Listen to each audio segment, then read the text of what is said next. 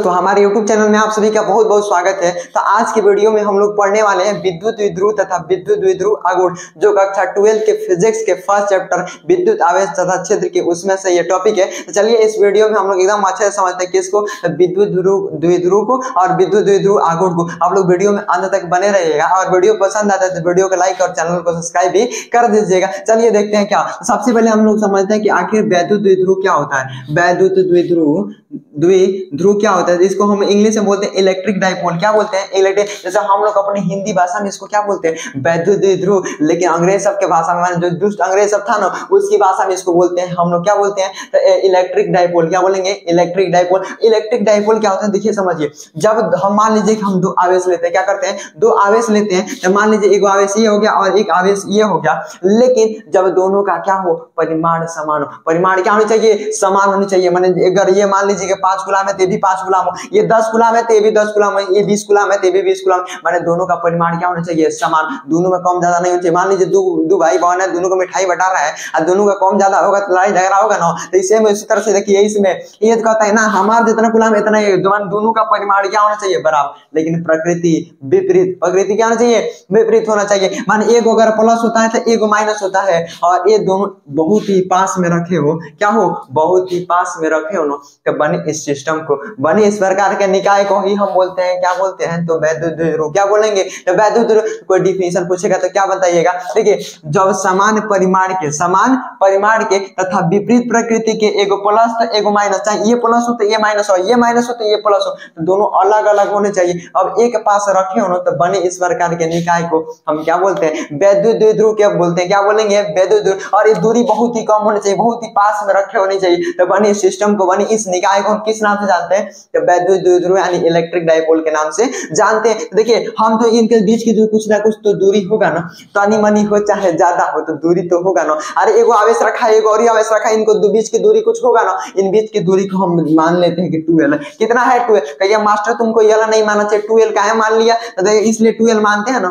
क्योंकि आगे equation solve करने में क्या हो? आसानी हो। तो देखिए, सबसे पहले क्या समझना है कि विद्युत द्विध्रुव क्या होता है? जब समान परिमाण के दो आवेश तथा विपरीत प्रकृति के बहुत ही पास में रखे हो, तो बने इस प्रकार के निकाय को, बने इस प्रकार के सिस्टम को हम क्या बोलते हैं? तो विद्युत द्विध्रुव। क्या बोलेंगे इसको? विद्युत द्विध्रुव। चलिए इसका डिफिनेशन लिखिए। डिफिनेशन लिखने से क्या लिख सकते हैं कि जब दो समान परिमाण तथा विपरीत प्रकृति के, कैसे होने चाहिए? विपरीत प्रकृति के आवेश एक दूसरे के बहुत ही निकट हो, बहुत ही निकट रखे हो, तो बने इस प्रकार के निकाय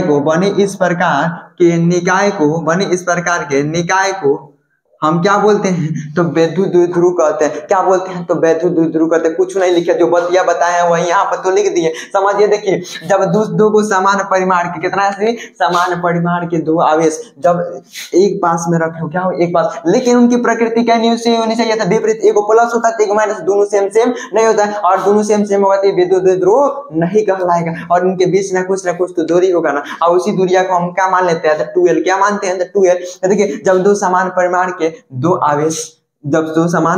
दो आवेश जिनकी प्रकृति क्या हो? विपरीत हो, जो एक पास में रखे हो, तो बने इस प्रकार के निकाय को, बने इस प्रकार के सिस्टम को हम क्या बोलते हैं? विद्युत द्विध्रुव। आशा करते हैं आपको समझ में आ गया होगा। देखिए, विद्युत द्विध्रुव सीधा बनाने को कुछ नहीं करना है। एक मान लीजिए इसमें ऐसे मानते हैं, कैसे? जैसे आप वैसे मान सकते हैं। एक माइनस आवेश मान लीजिए और एक प्लस आवेश मान लीजिए। अब इनके बीच की दूरी 2L मान लीजिए। बस यही तो बन गया। एक क्या बन गया?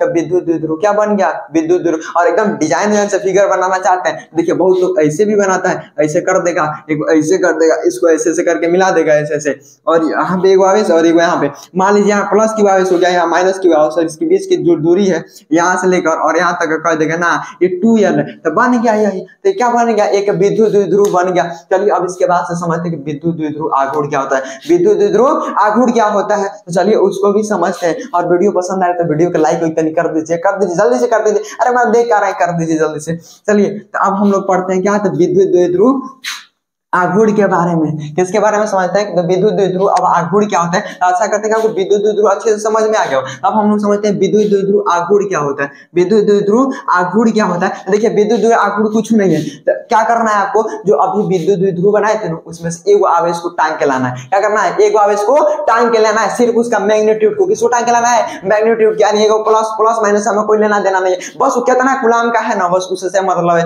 माने हमको आवेश से मतलब, बाकी हम प्लस है कि माइनस है हमको कुछ लेना देना नहीं है। तथा उनके बीच की दूरी कितना माने थे हम लोग, 12। उन दोनों के गुणनफल को ही हम क्या बोलते हैं, तो विद्युत द्विध्रुव आघूर्ण। क्या बोलते हैं उसको, तो विद्युत द्विध्रुव। कुछ नहीं करना है, देखिए हम मान लेते हैं कि एक यहाँ से यहाँ तक एक विद्युत द्विध्रुव था, क्या था, ये एक विद्युत द्विध्रुव था, एक प्लस की आवेश और एक मान लेते हैं माइनस की आवेश, इसके बीच की दूरी कितनी थी, 12। अब कुछ नहीं करना, एक कौन आवेश को टांग के लाना है, उसमें से प्लस माइनस को छोड़ देना है, खाली उसका क्या लाना है, परिमाण को लाना है। किसको लाना है, परिमाण, माने जो दिया होगा 5 कूलम 10 कूलम जो भी दिया होगा उसको लेके आना है। तो इसमें देखिए खाली क्यू लिखा है, इसमें किसको टांग के लेके आएंगे, क्यू को, और इसके बीच की दूरी को कितना है, तो 12। इन दोनों के गुणनफल को हम किस नाम से जानते हैं, तो विद्युत द्विध्रुव आघूर्ण के नाम से जानते हैं। और विद्युत द्विध्रुव आघूर्ण का नाम हम पी से सूचित करते हैं। किससे सूचित करते हैं, तो इसे पी से सूचित किया जाता है। और देखिए पी के सूचित किया जाएगा 12, तो 12 है, इसके बीच की दूरी कितनी है, 12, तथा इसके बीच इनके क्या करते हैं, 12 तो होगा, और इसमें से एक परिमाण लेके आएंगे, तो मान लीजिए क्यू, यहाँ क्या है, क्यू, प्लस माइनस हमें मतलब नहीं है, तो लेके आएंगे तो यहाँ मल्टीप्लाई कर दीजिए क्यू से, तो क्या हो गया, पी बराबर में 2 क्यू यल हो जाएगा ना। देखिए आप कहिएगा ना यल इधर नहीं जा सकता आपके लिखने के बस थोड़ा आसान करने के लिए लिख देते हैं, तो पी बराबर क्या होता है, 2 क्यू यल, यही होता है विद्युत द्विध्रुव आघूर्ण। चलिए इसका डिफिनेशन लिखते हैं और समझते हैं कि आखिर क्या होता है। देखिए सीधा करना है, विद्युत द्विध्रुव के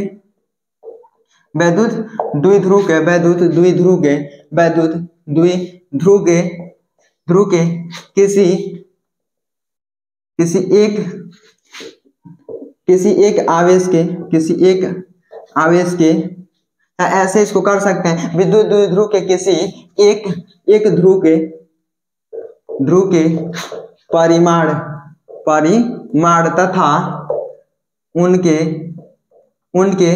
बीच की दूरी के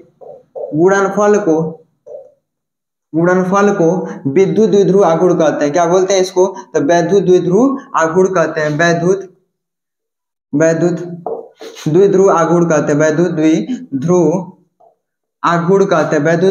आघूर्ण कहते हैं। ठीक है, देखिए जो हम बताए हैं वही अभी लिखे हैं। ठीक है, कुछ नहीं करना है। देखिए क्या है, पहले देखिए इधर विद्युत द्विध्रुव आघूर्ण के में से किसी एक ध्रुव माने एक है ध्रुव किसी में से एक का परिमाण माने है जिसमें सिर्फ क्यू को टांग के लाना है, किसको, क्यू, तथा उनके बीच की दूरी 12 के दोनों को गुणा कर दे, जो आंसर आएगा वही क्या कहलाता है, विद्युत द्विध्रुव आघूर्ण। क्या कहलाएगा, विद्युत द्विध्रुव आघूर्ण। और इसे हमें किससे सूचित करते हैं, जिसे हम किससे सूचित करेंगे, इसे सूचित करते हैं किससे, तो पी से। विद्युत द्विध्रुव आघूर्ण को किससे सूचित किया जाता है, तो पी से। तो माने इसको कहीं लिखा हो ना पी, तो क्या समझना है, तो क्या लिखा है, विद्युत द्विध्रुव। हाँ, जब ये फिजिक्स में यहाँ टॉपिक में लिखा हो ना तो कहीं और ही लिखा हो, मान लीजिए मैथ पढ़े वहां तो कुछ और ही मान लिया होगा, मान लीजिए भुजा वो पी है, वो बूंदी पी है, तो उस तरह से नहीं मानना है। यहाँ जब इसमें बात करें तब यहाँ मानना है पी मतलब क्या होता है, तो विद्युत द्विध्रुव आघूर्ण क्या होता है, तो विद्युत द्विध्रुव आघूर्ण। अब चलिए इसका मात्रक और इसका क्या समझते हैं कि बीमा क्या होता है। देखिए मात्रक लिखने के लिए कुछ नहीं कर रहा है, देखिए अब इसका हम लिख लेते हैं मात्रक, एसआई यूनिट लिख लेते हैं। क्या लिख लेते हैं, एसआई यूनिट। तो बताइए देखिए एसआई यूनिट लिखिए तो कुछ नहीं है, 2l है। 2l का मतलब क्या है, इनके बीच की दूरी यानी लंबाई। तो लंबाई को किस में नापते हैं, मीटर में। किस में नापते हैं, मीटर में। तो इसका लिख लीजिए मीटर। क्या नाप लिख लीजिए, मीटर। हां देखिए क्यू माने आवेश, क्यू माने आवेश, आवेश का एसआई मात्रक क्या होता है, कूलाम। क्या होता है, कूलाम। तो इसका क्या हो जाएगा मात्रक, आवेश कूलाम। क्या हो जाएगा, आवेश कूलाम। ठीक है, और इसका लिखना चाहे आप बीमा। क्या लिखना चाहे, बीमा। तो देखिए दूरी की लंबाई यानी इसका मीटर हो जाएगा। क्या हो जाएगा, मीटर यानी इसका लंबाई यानी यल हो जाएगा। और इधर क्या कूलाम का क्या होता है, 80। क्या होता है, 80। तो यही इसके क्या हो जाएगा, बीमा, यल 80। क्या हो जाएगा, यल 80। चाहे आप ऐसे चाहे लिखने के लिए तो ऐसे भी लिख सकते हैं, यल 80 ऐसे भी लिखा जा सकता है। या इसके क्या हो गई, बीमा।